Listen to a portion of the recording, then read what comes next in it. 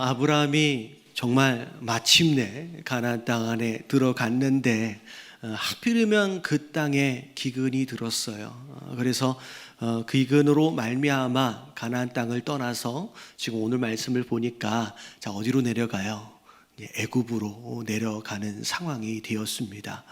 자, 내려가려고 이제 가나안 애굽 문 앞에까지 딱 와서 이런저런 생각들이 많아졌습니다. 오늘 말씀을 보니까 고민을 하게 되는데, 자, 뭐 때문에 고민을 했냐면 아브라함의 아내 사레가 자, 어떻다 그랬어요?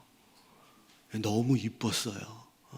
자, 아브라함이 하란 땅을 떠날 때의 나이가 75세입니다. 아브라함과 사레의 나이 차이가 10살이에요. 그러면 사레의 나이가 지금 몇 살 이상이냐면 65세 이상이죠. 65세가 넘는 아내를 볼 때 너무 아름다워서가 고민이 된 거예요. 혹시 옆에 아내가 계시면 한번 보시면 어떨까 싶은데, 어떻게 보면 사례 입장에서 그런 것 때문에 고민한다라고 하는 것 자체가 사례 입장에서는 잠깐은 약간 좋을 수는 있을 것 같지만, 이제 아브라함의 소위 말하는 이제 대책이 좀 황당합니다. 자, 내려가서 네가 너무 이쁘니까 널 빼앗기 위해서 나를 죽일지도 모른다. 그러니까 자, 내려가서 뭐라고 얘기하래요? 누이라고 얘기하라고. 사실 아브람과 사레 사이는 사실 누이가 맞아요.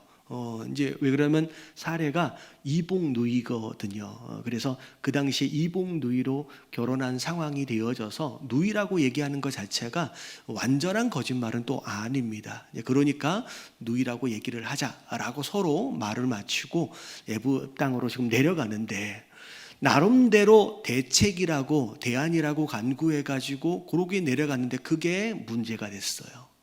어떻게 됐냐면 누이니까 바로가 마음에 든다고 사례를 데려가 버립니다. 선물까지 바리바리 쌓아 주고 데려가요. 그러니까 어떻게 보면 말 한마디 못하고 아내를 빼앗기는 이런 말도 안 되는 상황들이 이제 벌어진 겁니다. 자, 이 상황 가운데서 과연 하나님께서 오늘 우리에게 주시는 메시지가 뭔지 우리가 함께 듣고 우리의 삶을 돌아볼 수 있는 그런 시간이 됐으면 좋겠습니다. 자, 1번 같이 한번 읽어볼게요. 다 같이 시작. 고난 앞에서 본능이 아닌 믿음으로 반응해야 한다. 자, 가나안의 기근이 들었을 때에 아브라함의 반응을 잘 들여다보면 자, 지극히 본능적으로 움직이는 모습들을 우리가 보게 되지요.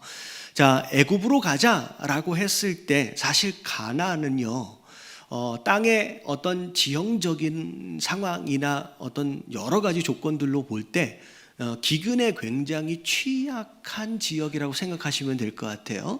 주변에 큰 강도 없고요. 그리고 비가 내렸다라고 했을 때 그 땅이 그냥 그 물을 먹어버립니다. 다 스며들어 버려요. 그래서 고여있지 않는 상황에서의 땅의 어떤 상황이기 때문에 어떤 기근에 굉장히 취약한 지역입니다. 근데 비교적 애굽 땅은 큰 나일강도 있고요.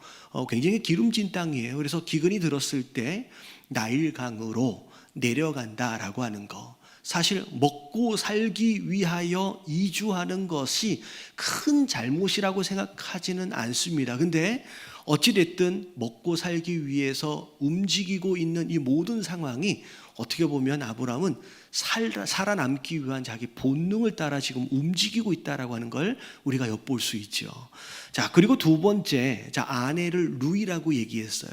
거짓말인 듯 하지만 또 어떤 의미에서는 또 거짓말이 또 아니잖아요. 사실 애굽이라고 하는 큰 권력 앞에서 한 가정의 가장으로서 생명을 지키기 위한 대책으로서의 이 거짓말, 어떻게 보면 죄다라고 하기보다는 어떻게 보면 살아남기 위한 본능 아닌가라는 생각을 하면서 이 두 가지 부분들로 볼 때 사실 아브라함은 본능을 따라 사실 움직이고 있는 겁니다. 자, 근데 이 말씀을 잘 들여다보면 조금 아쉬운 부분이 없지 않아 있어요. 뭘 크게 잘못했다라고 얘기하기에는 쉽지 않지만 좀 아쉬운데 라고 생각할 만한 두 가지 부분이 있는데, 자, 첫 번째 같이 한번 읽어볼게요. 다 같이 시작. 가나안을 버릴 때에는 애굽에 들어갈 때처럼의 신중함이 없었다. 여러분, 애굽에 들어갈 때의 상황을 보면 어떻게 그것까지 생각했을까 싶을 정도로 굉장히 깊게 생각하고 고민합니다. 내 아내가 이쁜 것으로 인하여 내가 죽을 수 있다까지를 생각하는 거예요. 그러니까 그것으로 고민한 가운데 차라리 누이라고 하자, 그래서 내가 좀 살자, 우리의 생명을 보존하자 라고 생각할 정도로 많은 생각과 고민을 한 흔적이, 내 아내가 이쁜 것으로 인하여 내가 죽을 수 있다까지를 생각하는 거예요. 그러니까 그것으로 고민한 가운데 차라리 누이라고 하자, 그래서 내가 좀 살자, 우리의 생명을 보존하자 라고 생각할 정도로 많은 생각과 고민을 한 흔적이 오늘 말씀의 전체의 거의 반 정도예요.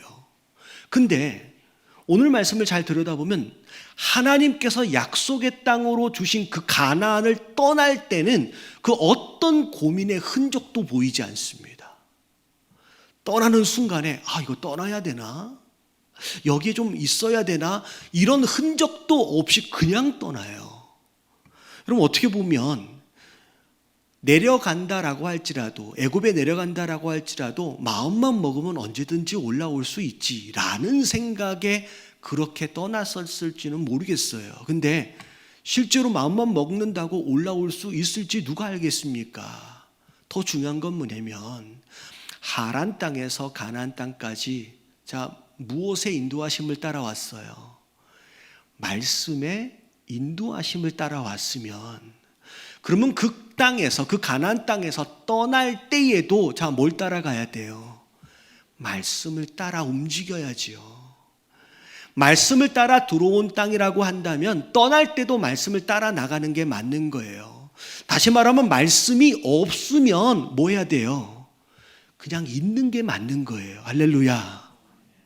근데 아브라함을 보면 고민하지 않고 굉장히 쉽게 그 땅을 버리고 떠나는 것이 너무 아쉬워요. 그리고 두 번째 아쉬운 거, 여러분 이게 너무 중요한데 같이 한번 읽어볼게요. 시작. 하나님께 묻는 것 외에 모든 것에 최선을 다함.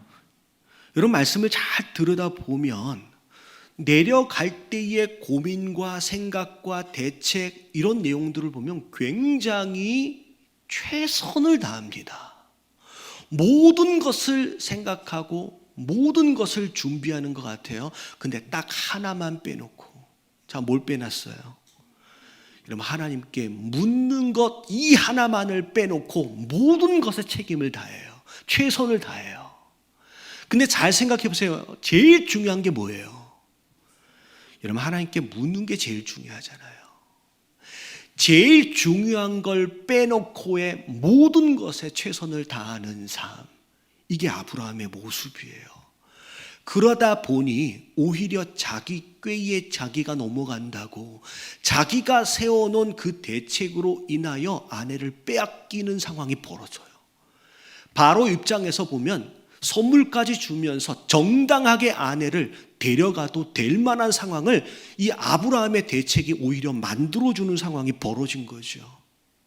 여러분, 이게 가장 중요한, 하나님께 묻는 것을 제외한 모든 것에 최선을 다한 사람의 결과예요. 이 말씀을 보면서 이상하게 최선을 다하며 사는데, 모든 것에 열심을 다하여 사는데 이상하게 꼬여가는 인생의 모습, 성경 안에서 대표적인 인물이 누구냐면 야곱입니다. 야곱을 보면 진짜 열심히 살아요. 진짜 모든 것에 책임을 다합니다. 최선을 다합니다. 근데 유독 하나님께 묻지 않아요. 그러니까 평생의 삶을 보면요, 계속 꼬여가는 인생을 사는 거예요. 자, 태어날 때 상황을 생각해 보세요. 자기가 먼저 나가고 싶은 거예요. 아기가 얼마나 이성이 있는지는 잘 모르겠지만 자기가 먼저 나가보겠다고 먼저 나가는 형 발 뒤꿈치를 잡고 나와요. 사실은 첫 번째 실패합니다. 자기가 원하는 걸 못 얻었어요. 그래서 어렸을 때서부터 자랄 때부터 내가 장자였어야 하는데 라고 하는 아쉬움 가운데 살다가 절호의 기회를 맞이해요. 배고파서 돌아온 형 에서 뭐라 그래요? 팥죽 한 그릇 주면서 장자권을 팔아라 라고 얘기를 해서 그 장자권을 삽니다. 여러분, 이 야곱 입장에서는 그래요. 자기는 팥죽을 주고 얻은 거니까 정당한 거래라고 생각할 수 있을 것 같아요. 근데 에서 입장에서는 이건 뭐예요? 사기친 거예요. 그 나중에 아버지 이삭이 에서를 축복해야 하는 상황 가운데서 몰래 사기치고 들어가서 그 장자의 축복을 받아요. 자, 여기까지를 보면 자기가 그렇게도 원했던 장자의 축복을 받았어요, 못 받았어요? 하여튼간 여러 가지 술수를 써서라도 다 받아냈습니다. 근데 내가 원하는 그 무엇인가를 열심히 살아서 최선을 다해서 얻은 것 같지만 얻은 그 순간 에서의 낯을 피하여 도망자의 삶을 20년이 넘게 해야 돼요. 외삼촌 집에 얹혀 사는 그런 인생이 돼요. 눈칫밥 먹으면서 뭔가 원하는 걸 얻었지만 이상하게 꼬입니다. 자, 외삼촌 집에 갔더니 마음에 드는 여인을 발견을 합니다. 아, 내가 저 여자랑 결혼해야지 라고 했는데 그래서 7년이나 고생했잖아요. 종처럼 일했어요. 근데 원하는 것이 제대로 얻어지지 않는 가운데 결국 14년 고생해서 내가 원하는 그 아내를 얻어요. 근데 결과적으로 볼 때 아내가 몇 명이 돼버렸어요? 여종까지 합해서 4명이나 됩니다. 뭔가 내가 원하는 그 아내를 얻었는데 어느덧 내 아내가 4명이나 돼 있고요. 4명이나 된 그 아내로부터 태어난 12명의 아들이 맨날 싸워. 그 아내들이 맨날 싸워요. 그래서 이 가정이 바람 잘 날이 없는 거예요. 맨날 시기하고 질투하고 싸우는 가운데 전쟁터가 돼 있는 거예요. 이상하다. 내가 저 아내를 얻어서 결혼을 하면 행복할 것 같았는데 결과적으로 볼 때 그 가정에는 행복이 없는 거예요. 그리고 나서 나중에 보니까 아니 14년 동안 종처럼 일했는데 아무것도 없어.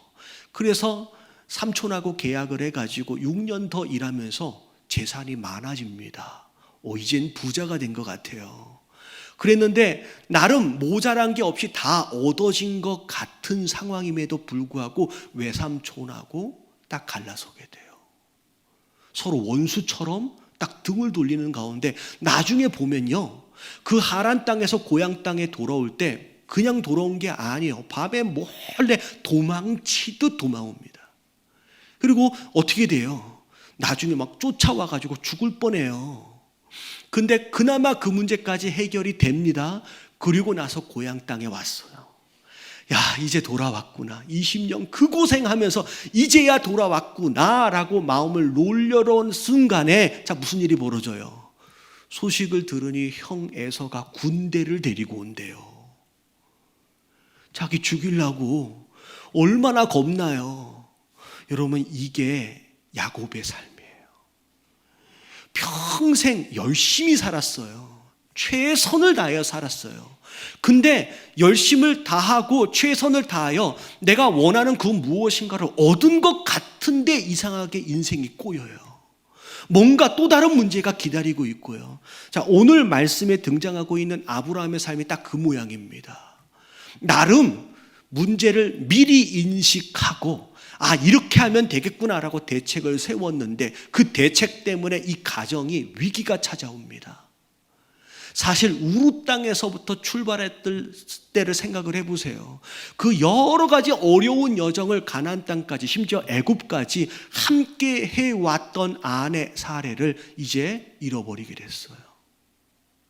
자, 이런 상황 가운데서 자, 뭐가 문제냐? 대부분의 많은 사람들이 이런 상황이 되면 내가 더 열심히 해야 되겠구나, 내가 더 최선을 다해야 되나 라고 생각한다는 거예요. 여러분, 그게 문제를 푸는 해답이 아니라는 거예요. 내가 그동안 씨름하며 살았고 내가 그동안 열심히 그럼에도 불구하고 무엇인가가 계속 꼬여지고 있다라고 한다면 더 열심히 더 최선이 아니라 여러분 이제는 방향을 바꿔야 할 때가 왔다는 거예요. 여러분 방향을 바꿔야 되는 줄로 믿습니다. 미련하게 더 열심히 산다. 여러분 이거는 문제 해결이 아니라 이 방향을 바꿔야지요. 자, 야곱의 이야기를 다시 돌아가서 얘기를 해보면 어떤 상황이 벌어지냐. 자, 형이 지금 군대를 데리고 온대요. 겁나서 식구들 다 강 건너도록 내버려 두고 자기는 못 건너요. 자, 그런데 그때 누가 찾아오셨냐면 하나님이 찾아오셔요. 천사가 약복강가에 천사를 약복강가에서 만나요. 근데 그 버릇 남 안 준다고 그 천사를 만났음에도 불구하고 그 천사와 또 뭐예요? 또 씨름해요. 그동안 그렇게 씨름하고 살아서 그렇게 꼬인 인생을 살았음에도 불구하고 하나님을 대면한 상황 가운데서도 또 씨름합니다. 그 씨름을 언제까지 하냐면 해가 뜰 때까지 합니다. 자, 도저히 하나님 입장에서의 해석이에요. 이놈은 도대체 이 씨름을 멈출 길이 없어요. 그래서 하나님이 어떻게 하십니까? 자, 우리 한국 표현으로 다리 몽댕이를 딱 부름질러 버려요. 더 이상 씨름할 수 없게끔 만들어 버려요. 옆에 계신 분들에게 인사 좀 해주세요. 다리 몽댕이 부러지기 전에 정신 차려야 합니다.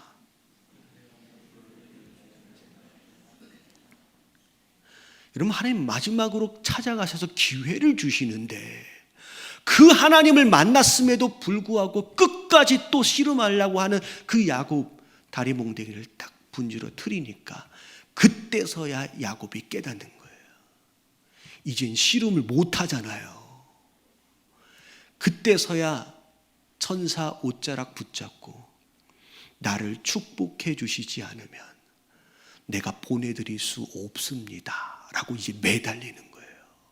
그동안 씨름하면서 본능을 따라 살았어요.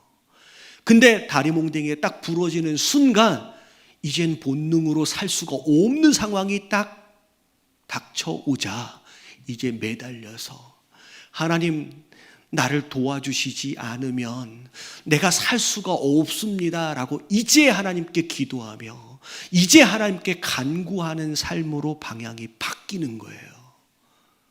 여러분 이게 야곱의 인생이 바뀌는 딱 그 시점입니다. 그때 하나님이 야곱에게 물으시는 거예요. 네 이름이 뭐냐? 예, 야곱입니다. 여러분 야곱은 이름의 뜻이 발 뒤꿈치를 잡는 자라는 뜻이거든요. 한마디로 얘기하면 사기꾼이란 뜻이에요. 내가 평생 씨름하며 사기치며 살았는데 라고 자기 이름을 얘기하는 거예요. 그랬더니 하나님이 아니야 이제 야곱이라고 부르지 말고 뭐라고 부르래요? 자, 창세기 32장 28절을 보면 자, 이스라엘이라고 불러줄게. 새로운 이름을 주세요. 이름의 뜻이 뭐예요? 네가 하나님과 및 사람들과 겨루어 이겼다라고 말씀하시면서 결국 몸부림치며 씨름하며 사기꾼처럼 살았던 그런 인생은 꼬이는 그런 인생을 살 수밖에 없지만 나를 붙잡고 축복해 달라고 간구하는 인생이라고 한다면 이제는 이기는 삶을 살 것이다 라고 약속해 주시는 거예요. 여러분 이 약속을 받으시게 되길 주님의 이름으로 축원합니다. 더 열심히 살라는 얘기가 아니에요. 방향을 바꾸란 얘기예요. 이제 더 열심히 더 최선을 다하라는 얘기가 아니라 이제 그 옷자락이라고도 붙들고 하나님 나 살려달라고 나 도와달라고 이제 간구하며 은혜를 구하며 살라는 거예요. 여러분 이게 믿음을 따라 살아가는 인생이에요. 여러분 베드로전서 5장 7절 말씀 같이 한번 읽어볼게요. 시작. 너희 염려를 다 주께 맡기라. 이는 그가 너희를 돌보심이라. 여러분 염려가 없는 인생이 어디 있습니까? 여러분 우리가 모두가 다 근심, 걱정, 염려 가운데 살아요. 근데 하나님 뭐라고 말씀하시냐면 그 염려와 씨름하지 말래요. 그 염려와 씨름하지 말고 그 염려를 내게 맡겨버려라 라고 하나님 말씀하시는 거예요. 그러면 무슨 일이 벌어져요? 그가 너를 돌보아 주신대요. 여러분, 더 이상 그 염려, 그 문제 붙들고 씨름하려 하지 마시고 여러분, 하나님께 매달리시고요. 여러분, 오히려 맡겨버리심으로 말미암아 돌보심을 누리시는 저와 여러분들 되시길 주님의 이름으로 축원합니다. 우리 옆에 계신 분들에게 인사 좀 해주세요. 맡겨버려야 합니다.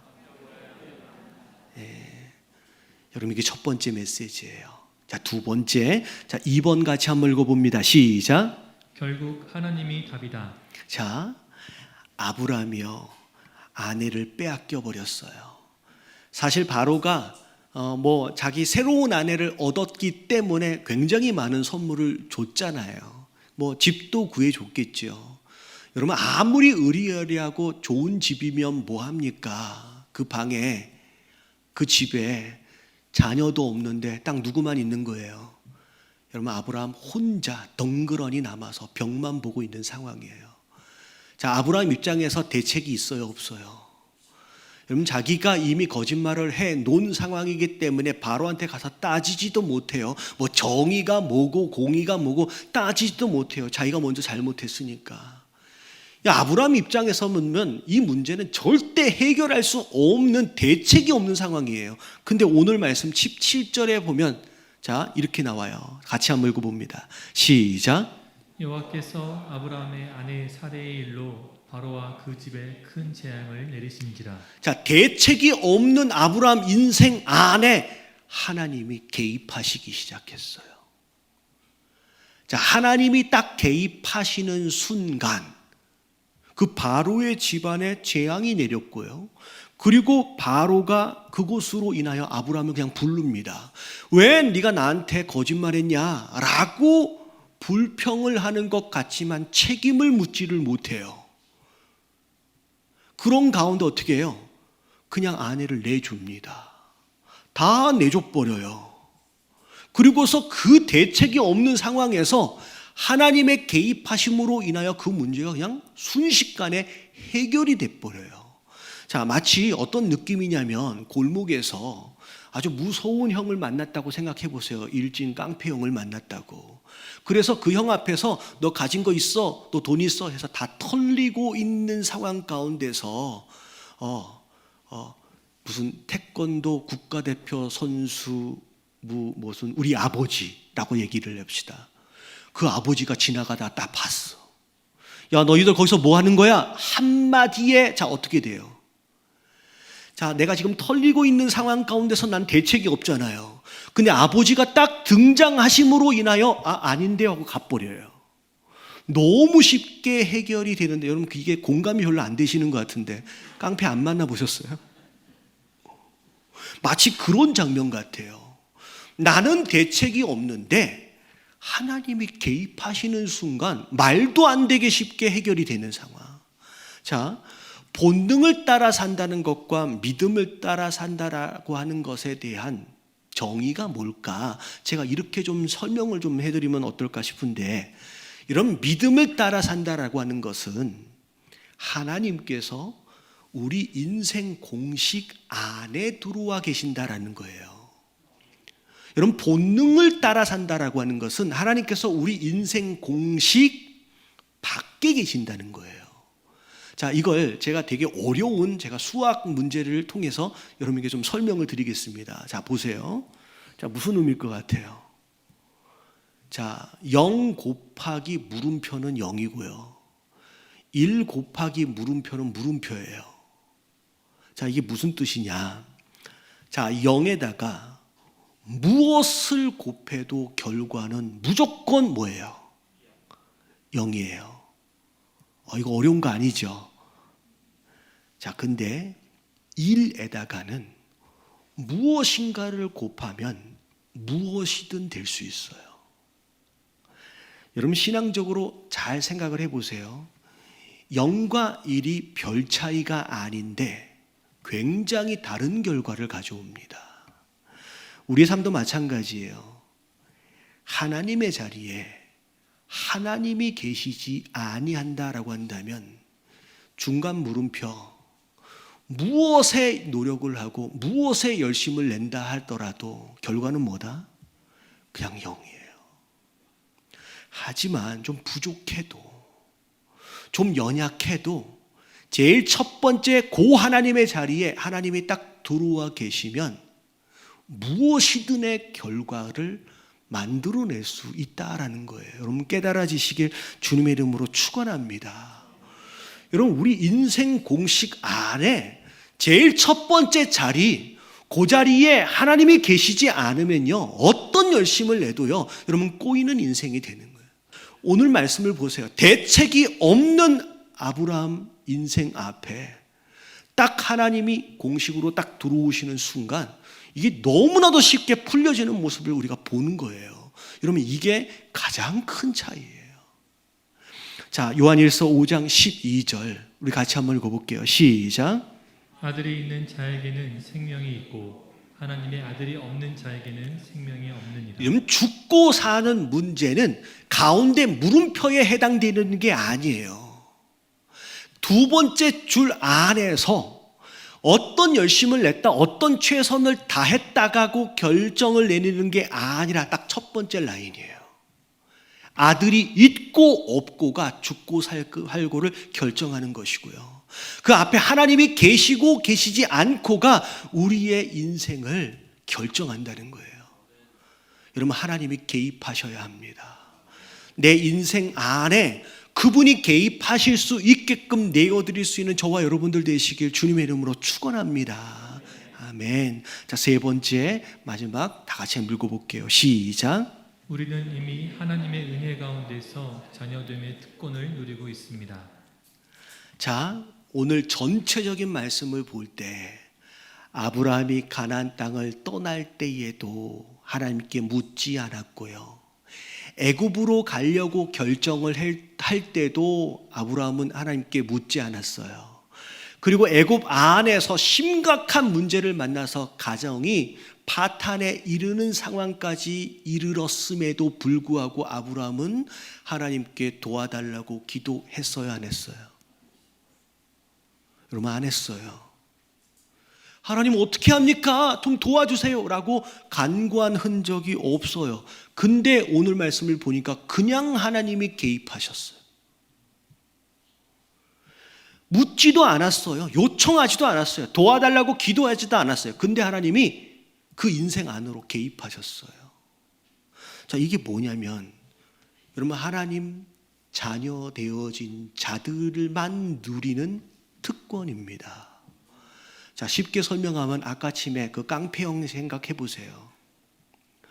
자, 깡패형을 만났을 때 다 털리고 있는 상황 가운데서 아버지 도와주세요 라고 부르짖으면 더 금방 오실 수도 있겠지요. 근데 그걸 보신 아버지가 아들인 우리가 도와달라고 굳이 이야기하지 않을지라도 아버지는 그 아들을 도와주십니다. 이유가 뭐예요? 좀 반응 좀 해주세요. 이유가 뭐예요? 아들이니까. 자, 이게 뭐냐면, 자, 요한복음 1장 12절 말씀 한번 읽어볼게요. 시작. 영접하는 자 곧 그 이름을 믿는 자들에게는 하나님의 자녀가 되는 권세를 주셨으니. 여러분 이미 예수 그리스도를 주님으로 영접하신 분들은 아멘 하십시다. 여러분 그 믿음 안에 있는 자들에게 주시는 권세가 뭐냐면 하나님 자녀가 되는 권세예요. 아브라함이 하란 땅에서 말씀을 믿고 순종하여 떠나는 순간 하나님은 아브라함의 인생을 책임지시는 거예요. 다시 말하면 신앙은 어떤 지식적인 동의가 아니라 그랬어요. 관계예요. 다시 말하면 믿고 따르기로 결정하여 순종하여 하란 땅을 떠나는 순간 아브라함은 하나님 관계 안에 들어간 거예요. 여러분 그때부터 하나님께서는 아브라함을 책임지시는 줄로 믿습니다. 솔직히 이 말씀을 잘 들여다보면요, 바로 입장에서 볼 땐 되게 억울해요. 자, 바로가 잘못한 게 있어요, 없어요? 있는 것 같아요. 솔직히 바리바리 선물까지 다 쥐어주고 나서 데려갑니다. 자기 힘으로 빼앗을 수 있어요. 애굽의 바로잖아요. 신적인 존재예요. 그럼에도 불구하고 최선의 예우를 다하여 선물까지, 심지어 종까지, 나귀까지 다 주면서 데려가요. 바로 입장에서는 잘못한 게 하나도 없습니다. 근데 오늘 말씀을 보니까 누가 재앙을 당해요? 거짓말한 아브라함이 재앙을 당한 게 아니라 바로가 재앙을 당해요. 그리고 하나님한테 내가 잘못한 게 뭐가 있습니까? 라고 항변 한번 못하고 그냥 자기가 준 선물 돌려달라고 얘기도 못해요. 그냥 아브라함을 사례를 내보내줍니다. 오늘 이 말씀을 보면 마치 무슨 느낌이냐면 팔이 안으로 굽는다고 약간 불공평하게 아브라함만 챙기시는 모습을 우리가 보게 되는데, 여러분 이거는 우리가 불공평하다고 얘기할 게 아니에요. 여러분 아브라함의 입장에서는 진짜 감사한 거예요. 예를 들어서 자, 일진형을 만난 그 아들을 볼 때 자꾸 오늘 일진만 자꾸 나오는데 이것만 기억하지 마시고, 비록 그 자리에서 내 아들이 잘못한 게 있다라고 할지라도 그 앞에서는 혼내지 않아요. 일단은 그 공경에서, 그 어려움 가운데서 구원해 내시는 걸 먼저 하시는 분이에요. 할렐루야. 그게 무엇 때문이에요? 우리가 뭘 잘해서가 아니에요. 우리가 그분의 관계 안에 있기 때문에, 우리가 그분의 자녀이기 때문에 누리는 특권입니다. 여러분 이걸 누리시는 저와 여러분들 되시길 주님의 이름으로 축원합니다. 그리고 나서 거기에서 잘못된 게 있으면 그 앞에서는 망신 안 주세요. 하나님의 자녀이기 때문에 거기서 일단 구원해 내시고 잘못한 게 있으면 나중에 집에 가서 좀 혼나는 거예요. 그래서 사실 이 사건으로 인하여, 애굽에 묻지 않고 내려간 사건으로 인하여 아브라함이 좀 고생을 좀 해요. 다시 말하면 잘못한 것에 대하여 나중에 좀 혼이 나더라도 어려운 상황 가운데서는 하나님께서 책임지고 구원하시는 거예요. 왜? 우리가 자녀이니까. 할렐루야. 여러분 그게 사실 야곱 이야기에서도 나와요. 막 라반 피해서 도망가는 그 상황 가운데서 라반이 쫓아가서 다음날 아침이면 야곱을 따라잡아서 야곱을 죽일 수도 있는 상황인데, 하나님이 그날 밤에 라반한테 나타나서 뭐라 그러는지 아세요? 너는 야곱을 만나면 선악간에 아무것도 논하지 말라. 너 쟤 건드리면 큰일 나 라고 말씀하시는 거예요. 여러분 그게 딱 바로의 상황하고 똑같아요. 여러분 이게 자녀이기 때문에 누리는 특권이에요. 여러분 마지막 말씀 이사야서 43장 1절 말씀 같이 한번 읽어볼게요. 다 같이 시작. 야곱아 너를 창조하신 여호와께서 지금 말씀하시느니라. 이스라엘아 너를 지으신 이가 말씀하시느니라. 너는 두려워하지 말라. 내가 너를 구속하였고 내가 너를 지명하여 불렀나니 너는 내 것이라. 내가 너를 지었다. 내가 너를 구원했다. 내가 너를 이름까지 불러가면서 무엇 삼았냐면 내 소유 삼았다. 너는 내 거다 라고 말씀하시면서 하나님의 책임지심을 약속하시는 거예요. 여러분 그 어떤 상황에서도 여러분 그 하나님 책임지심 안에서 여러분 담대하게 살아가시는 저와 여러분들 되시길 주님의 이름으로 축원합니다. 여러분 집에 와서 아빠한테 조금 혼나더라도 그 앞에서는 당당하게 우리 아빠야 라고 선포하며 살아가는 것이 자녀 되어진 자의 특권인 거예요. 여러분 옆에 계신 분들에게 인사 좀 해주세요. 당당하게 살아갑시다. 여러분 그게 우리에게 주신 축복이에요. 여러분 오늘 말씀 기억하시면서 하나님 그 어떤 상황 가운데서도 우리가 주님 안에 있음을 기억하고 우리가 주님의 소유되어진 자로서를 기억하면서 감사하며 찬양하며 당당하게 살아갈 수 있는 그런 성도들 될 수 있도록 해달라고 우리 함께 찬양하며 결단하며 나아갔으면 좋겠습니다.